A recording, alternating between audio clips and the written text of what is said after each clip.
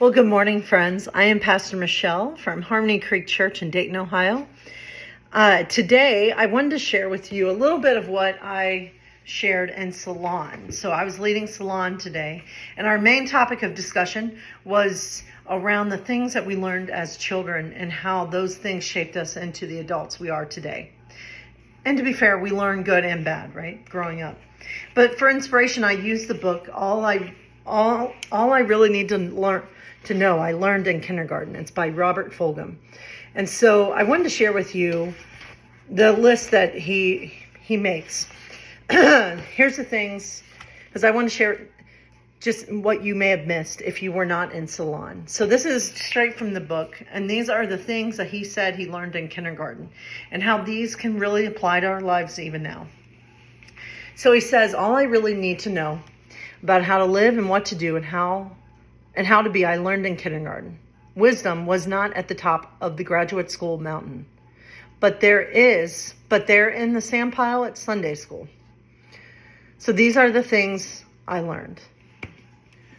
Share everything, play fair, don't hit people, put things back where you found them, clean up your own mess, don't take things that aren't yours, say you're sorry when you hurt somebody, wash your hands before you eat, a very important one, flush, warm cookies and cold milk, oat milk, almond milk, whatever kind of milk you drink.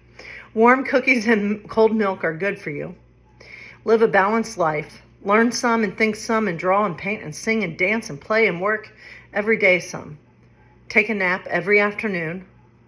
When you go out into the world, watch out for traffic. Hold hands and stick together. Wonder.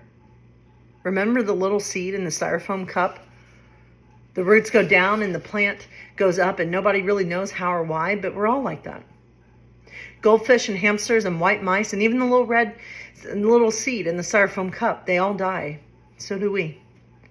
And then remember the Dick and Jane books and the first word you learned, the biggest word of all? Look. Everything you need to know is in there somewhere. The golden rule and love and basic sanitation, ecology and politics and equality and sane living. Take any of those items and put it into sophisticated adult terms and apply it to your family life or your work or your government or your world, and it holds true and clear and firm. Think what a better world it would be if we all, the whole world, had cookies and milk about 3 o'clock every afternoon, then lay down with our blankies for a nap. That sounds fantastic. Or if all governments had as a basic policy to always put things back where they found them and clean up their own mess. And it is still true, no matter how old you are, when you go out into the world, it is best to hold hands and stick together. And so, my friends, I love this book. Because in the book, if you've not ever read it, it's like little short stories that he gives, and I just love it. I'm almost finished rereading it. But he has all these great stories, and I think one of my favorites, and I will just say, is this chapter that he had about dandelions. And dandelions are not always given the best reputation, right? Because people want to kill them because they're weeds. But they're like uncontrollable. They just grow wherever. And in a way, I thought about that, and I thought about how that's kind of like God. God just does whatever God wants. And yes, we can try to kill God in a way. And when I say kill God, I just mean create your own images of God. But God's going to continue to go wherever God wants to go. God's Spirit continues to go, especially into the areas of our world that we may not always want God to go. Go to our enemies, go to those that don't agree with us, but most importantly, God goes into the marginalized and the oppressed communities as well.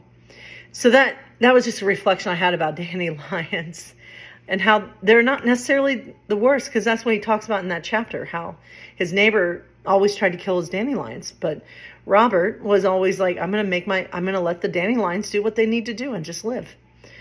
So it's just interesting. All kinds of simple stories. But anyway, my friends, I hope that you have a fantastic day. And just know this, that at Harmony Creek Church, no matter who you are or where you are on life's journey, you are most welcome here. Much love to all of you.